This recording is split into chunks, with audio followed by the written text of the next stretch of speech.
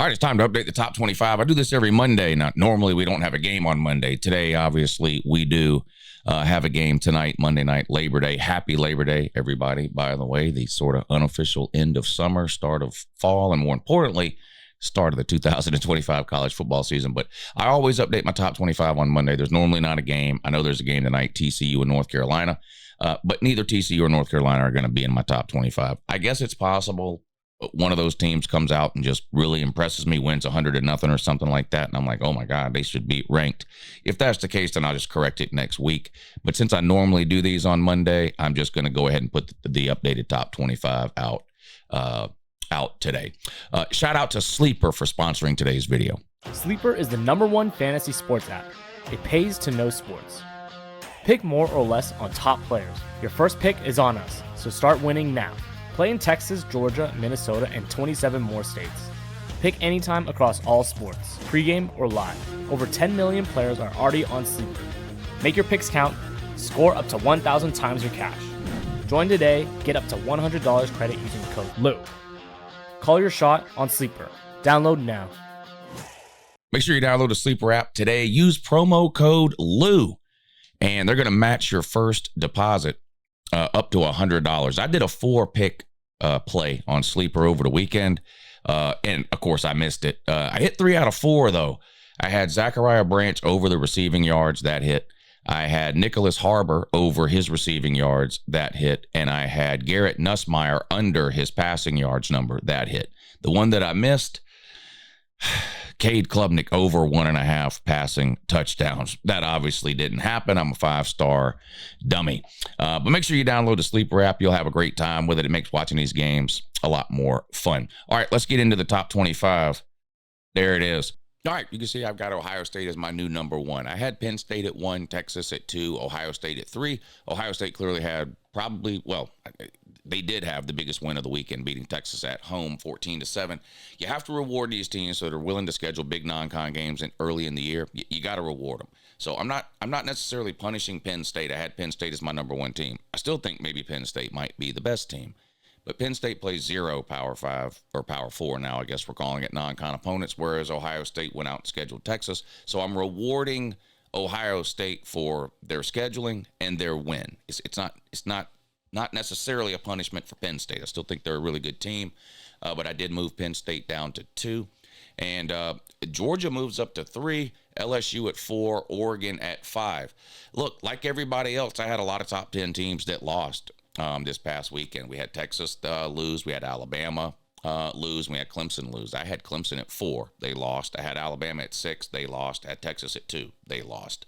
Now, the Texas loss, if there's such thing as a good loss, I'm so confused about the Texas-Ohio State game. I still think Texas and Ohio State both are really good teams and probably both going to make the playoffs.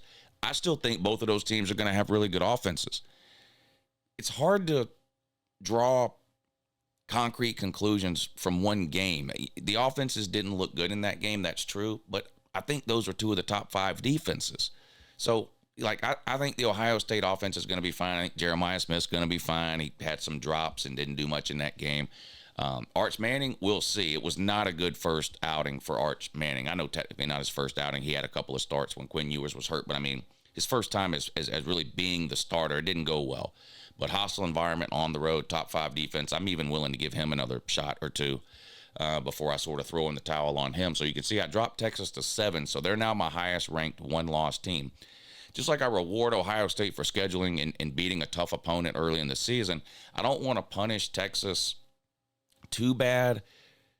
Again, they were willing to schedule this game. They were willing to go up there and play. They didn't hide at a neutral site. They're doing a home and home deal. This is what we want, I think, as college football fans. It's what I want. I want home and home series between these big marquee teams. And if the games are close, yeah, you have to drop the loser. Of course you do. But if the games are close, you can't just drop Texas out of your top 25 because they're 0-1. I don't think that's the right thing to do. I still think Texas is one of the best 10 or 15 teams in the country, potentially one of the best 5 teams in the country. Who knows? By the end of the year, maybe the best team in the country. But I did drop them to 7.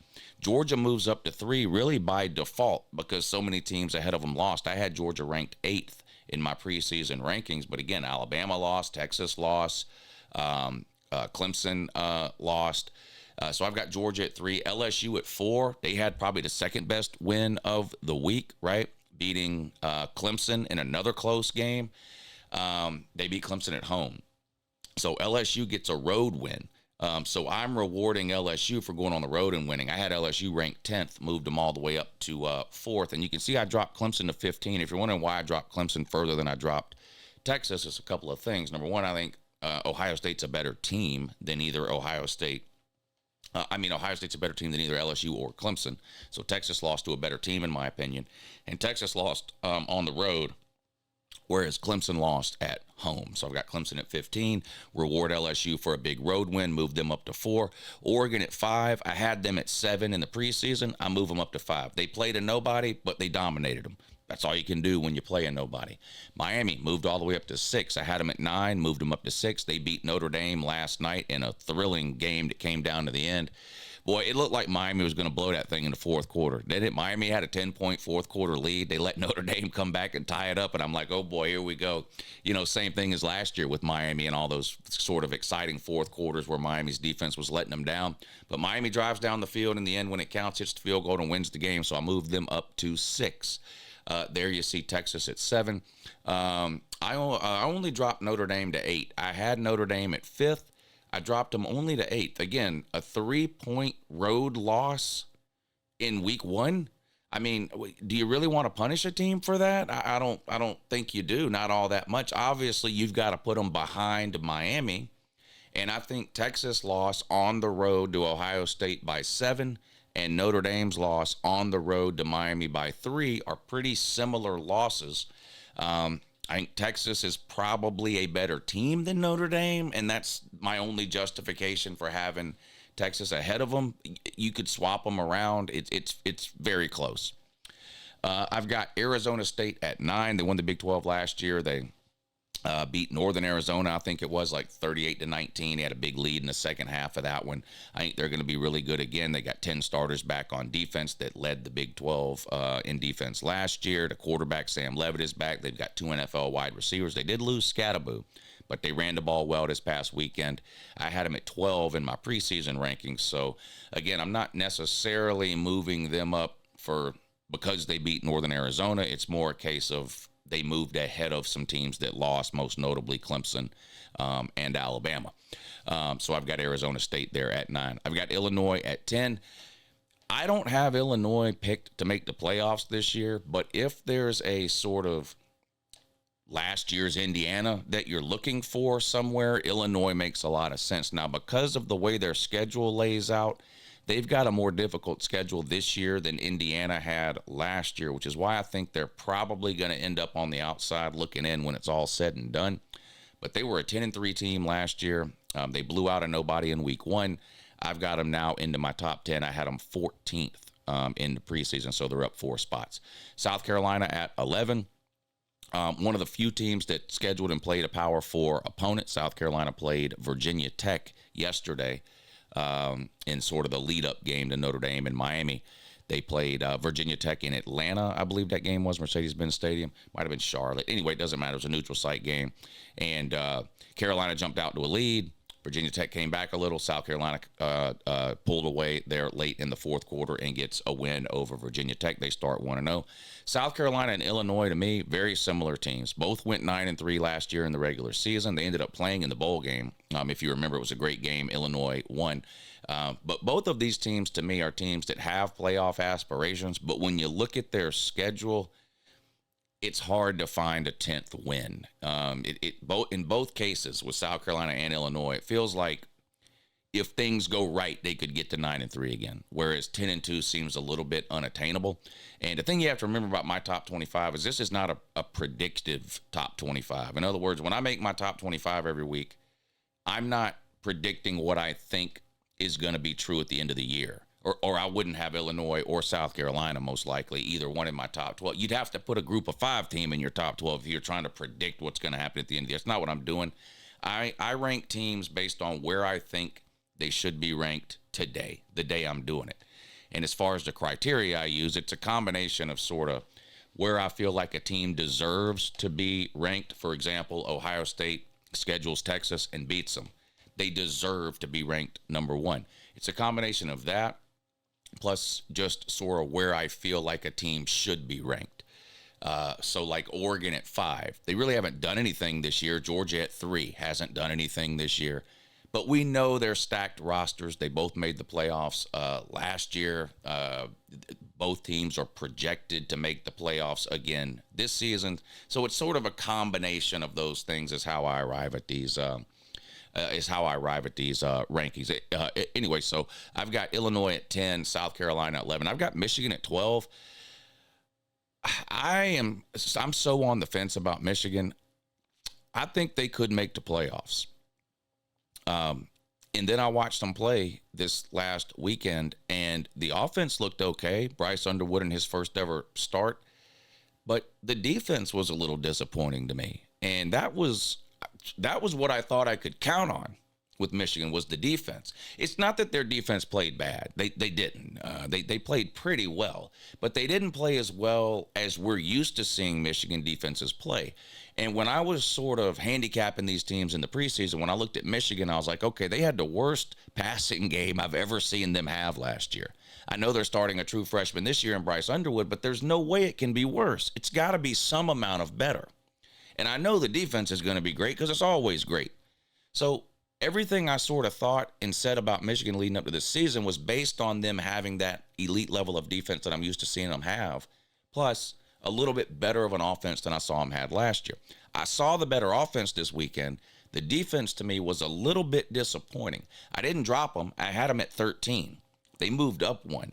Again, that's because some teams ahead of them lost. So I'm not giving up on Michigan or anything like that. I'm just giving you my thoughts after what I saw them do in week 1. I've got Iowa State at 13. The Big 12 is completely impossible, y'all. I don't have any clue or idea where to rank Big 12 teams in my top 25 or how to even order the Big 12 teams within my top 25. Do I know for certain that Arizona State's better than Iowa State? No. Iowa State's got a better win than Arizona State because Iowa State's got 2 wins, and one of them's against a Power 4 opponent, Kansas State. What about Texas Tech? They spent $1 billion, and then they blew somebody out this past weekend. Are they the 3rd best team in the Big 12? Are they the best team in the Big 12? Are they the 20th best team in the country? Are they the 10th best team? Look, I'm no expert anyway to begin with. I'm a fan like all of you guys are. All I do is watch these games and react to them. I'm no kind of expert by any means. But how does anybody rank the Big 12? I'm at a complete loss when I look at the Big 12. There's about 8 teams. I'm not kidding. There's about 8 teams I think can win the Big 12. And these are a few of them here that I've got in my top 25. But I got Arizona State at 9, Iowa State at 13, Texas Tech at 20. You can see there. I've got Louisville at 14. Louisville's a total wild card to me.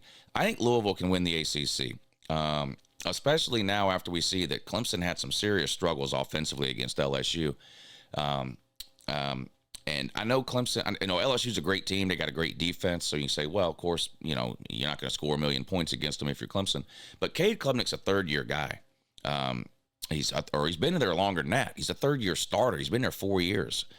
And they have no running game. They had to move a wide receiver to running back. Clemson did. Their offensive line was absolutely terrible at home against LSU. And Louisville beat Clemson last year in Clemson. And this year, Clemson has to play Louisville on the road on a Friday night. And if you've been following me for any amount of time, you know how I feel about these Friday night games. It is the most dangerous thing you can do in college football is play a road game on a Friday night. It's just weird things happen. And so I'm starting to rethink some of my ACC expectations. You, of course, had the big Florida State win out of nowhere over Alabama. Clemson didn't look impressive at all. Louisville's been a consistently good team in the ACC ever since bringing Brom in as head coach. They made the ACC title game a couple of years ago, losing to Florida State. They were 1 game away from the ACC title last year.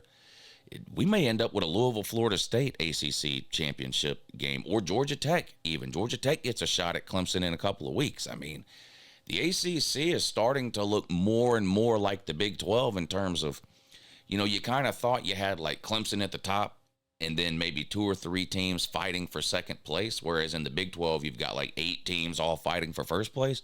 The ACC is starting to look like that. Clemson, Louisville, Georgia Tech, now Florida State. SMU made the ACC title game last year. Pitt looked good. I don't know. I've got Miami as the clear front runner now because they have the best win, right? At home over Notre Dame. And then I've got Louisville now moved ahead of Clemson because why not? Clemson at 15, Georgia Tech at 16. Georgia Tech and Clemson play in a couple of weeks. Clemson and Louisville play in 3 or 4 weeks. So it'll sort of end up shaking itself out. But right now, early in the season, this is how I've got it lined up. Louisville at 14, Clemson at 15, Georgia Tech at 16, who went on the road and beat a Power 4 opponent in Colorado. I had Georgia Tech ranked 22nd in my preseason rankings, so I'm rewarding Georgia Tech for going on the road, scheduling a Power 4 opponent, and getting the job done. Shaky start to the game for Georgia Tech, 3 straight turnovers to start the game for Georgia Tech. Their first 3 possessions of the game, the first 3 possessions of the year were all turnovers. With 7.5 minutes to go in the first quarter, Georgia Tech had already committed 3 turnovers on the road against a Power 4 team and somehow still won the game. That's a miracle that they won that game. They're the better team, but you turn the ball over 3 times like that, you're lucky to get out of there with a win. I've got them at 16. I've got Texas A&M at 17. They're another team. I sort of put them in the South Carolina, Illinois type category. They were 8-4 last year. I see a path to 9-3 this year. To get to 10-2 is going to involve them winning some games that normally they don't win. And by normally, I mean never. Since joining the SEC, they've just had a hard time. They've got an exciting quarterback. They started out a little shaky to me this past weekend against UTSA. At one point in the third quarter, I think they were up 21-17. They ended up pulling away there in the second half.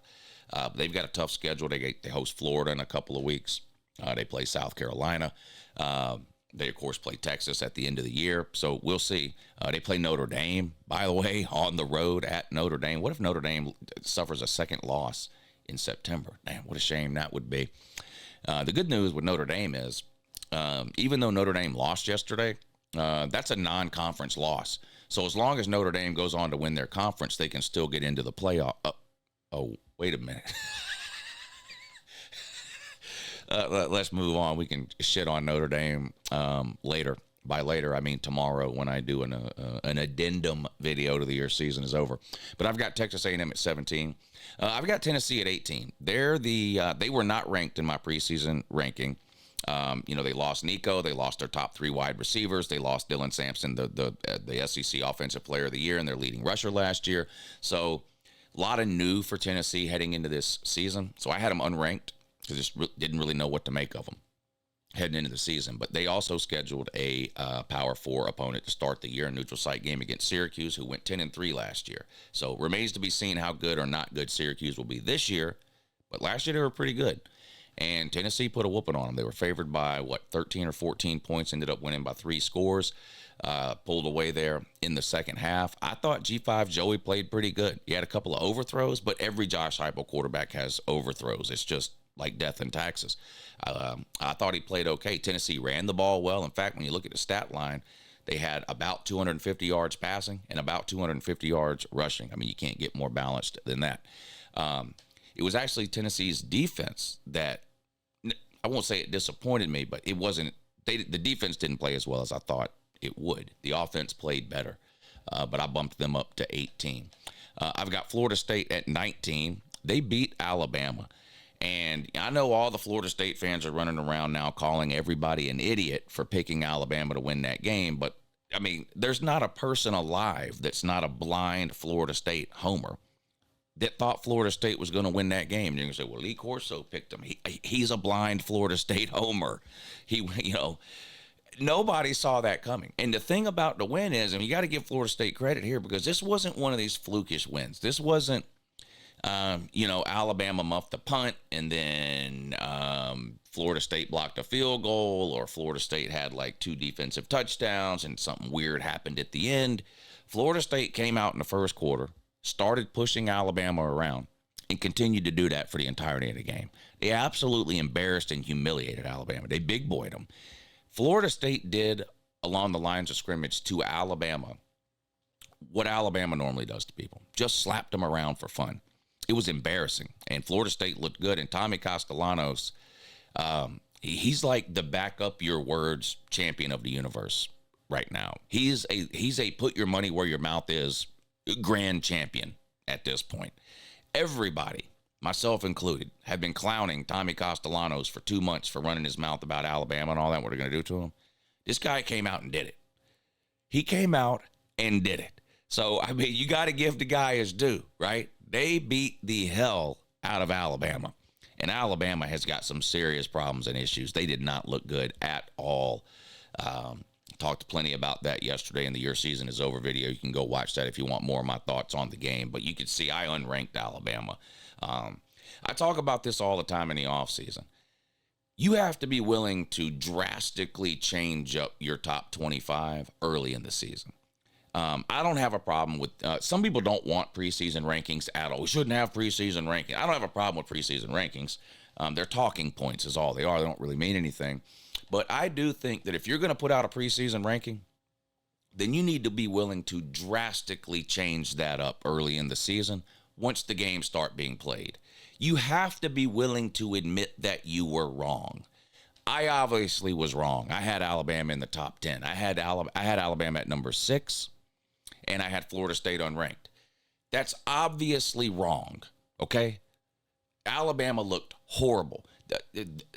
They looked worse than anybody in my top 25, without question. So I'm obviously wrong about Alabama. I'm moving them out. I was obviously wrong about Florida State. I'm moving them in. I think I was wrong about Tennessee. I'm moving them in. Okay. I'm going to get to Florida in a second because I know people are going to be asking about Florida. I almost ranked Florida. I almost ranked Florida. But anyway, Tennessee at 18, Florida State at 19. I've got Texas Tech at 20. Talked about them a little bit a minute. I don't know what to make it. I spent $1 billion to blow out of nobody. You know, somebody's making the playoffs from the Big 12. I guess Texas Tech's got just as good a shot as anybody else, but I've got them at 20. I've got SMU at 21. I'm not a buyer on SMU this year. I've got SMU ranked because it's this is the deserve factor. So they made the ACC title game last year. Fine, I'll rank you. You won week 1. Fine, I'll keep you ranked. They have a much more difficult schedule this season than they did last year. I like the quarterback, Jennings, even though he played terrible in that playoff game on the road at Penn State with the turnovers in the first half. But I don't think they're making the ACC championship game. They look like an 8-4 team to me. But that's an opinion. The fact is they made the ACC title game last year. They made the playoffs last year, and they're 1-0. I've got them at 21. I've got Iowa at 22. This is another team that I never know what to do with every single year. The offense, it is what it is. It has been a little bit better the last couple of years since the head coach, Kirk Ferentz, got rid of his son as the offensive coordinator. They still have a pretty good defense. They still play good special teams. It's still a tough place to play for visiting teams. Talent-wise, they don't stack up to anybody else in my top 25 with the exception of maybe UNLV.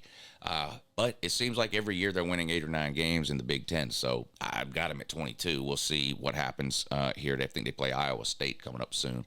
I've got Ole Miss at 23. They look good. They continue to reload through the portal every year. And Lane Kiffin is probably the best head coach in the country at identifying portal talent that will fit with what he wants to do at Ole Miss and then going out and getting that talent out of the portal and then making it work immediately. So a lot of teams try that. A lot of teams are successful sometimes, or it's hit or miss. And Florida State's a great example. Terrible last year. Portal crap didn't work out. Looks like maybe this year portal crap will work out. We'll see. Ole Miss been pretty consistent with that under Lane Kiffin, and they looked good against a nobody. I've got them at 23. I've got Oklahoma at 24. John Mateer put up ridiculous numbers there for Oklahoma in a game against a nobody. Now, we'll see this week if Oklahoma, or I know they're better. We'll see how much better they are. They host Michigan this coming week. It's really the only big game of the week. Kind of weird. We had a ton of big games in week 1. Only one real marquee matchup in week 2, and it's Oklahoma hosting Michigan. So it's a massive game. I can't wait to watch it. So if you think I'm too low on Oklahoma, don't worry. Again, this is only a week 1 ranking here. If you think I'm too low, they'll beat Michigan, and I'll move them way up. You don't have to worry about it. And then I've got UNLV at 25. Do I think UNLV is the 25th best team in the country? No. But it doesn't matter. A group of 5 team is making the playoff. And until UNLV loses, my pick to make the playoffs in the group of 5 is UNLV. I did think about putting South Florida there. South Florida beat Boise State. But I didn't have Boise State. Well, yeah, I did. I had Boise State ranked, I think, 24th.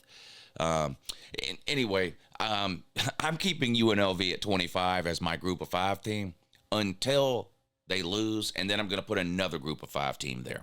Whatever group of 5 team it is, I think's making. That's basically what my 25th pick here is reserved for. Is going to be whatever group of 5 team I think is making the playoffs.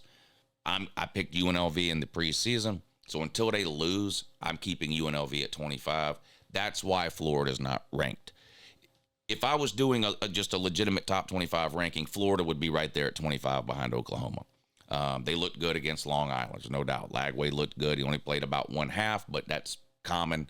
A lot of these teams, Georgia, they benched all their starters in the third quarter too. A lot of teams do this. So you look at Lagway's, like, if you didn't watch the game and just look at Lagway's numbers, like they don't blow you away or whatever, but he only played about one half of football. They looked good. Florida did. The defense was really good. They looked good. They'll get a chance to prove it. Of course, coming up, they play Miami, Texas A&M, and LSU all in the next 4 or 5 weeks. So we'll find out plenty about Florida. So you might think 25 is too low. Again, if it wasn't for my rule, I have a rule. As long as the group of 5 is guaranteed a playoff spot, I'm ranking one group of 5 team a week, period. That's just it. That's just how I let people know who I think the best group of 5 team is on a week-to-week basis. So I've got UNLV at 25, the only group of 5 team. If I didn't have that rule for my top 25, Florida would be at 25. So maybe you think that's still disrespectful to Florida. I don't know, but that's just how it would be. I'm just letting you know because I know there's going to be comments about where is Florida. Florida really would be 25th, but I have a group of 5 rule, so I've got UNLV at 25. All right, there you go. That is my top 25 after week 1. Yes, we do have one more game tonight, TCU and North Carolina. I don't think either one of those teams is going to be in my top 25 anyway. Maybe one of them looks so impressive that next week I have to put them in. We'll see. A lot of that also depends on, what happens with teams 16 through 25. Do any of them lose where I could potentially move another team in? But anyway, that'll be for next week. Let me know down below what you think. A lot of guesswork here. We've only seen one game from most of these teams. UNLV has played 2 games. Iowa State has played 2 games. Kansas would be 26th. Florida's 25th. I only have UNLV there. I just told you why. I'm going to have a group of 5 team at 25th every week, but really Florida would be 25. If I was doing a top 26, it would be Kansas. They've been the most impressive team I've seen in 2025, period. Now, they've played 2 nobodies, but they have looked really good, and Jalen Daniels looks like one of the best players in the country. The guy is like, he's putting up video game numbers. Now, their schedule is going to get a lot more difficult. They got Missouri coming up and then a Big 12 schedule, so we'll see on that. But Kansas would be 26 if I did a top 26. All right, let me know down below where I'm wrong. Check out the Sleeper app. Download it today. Use promo code LOU. They're going to give you a 100% deposit match up to $100 on your first deposit. Pick you some winners over there, and have a good morning.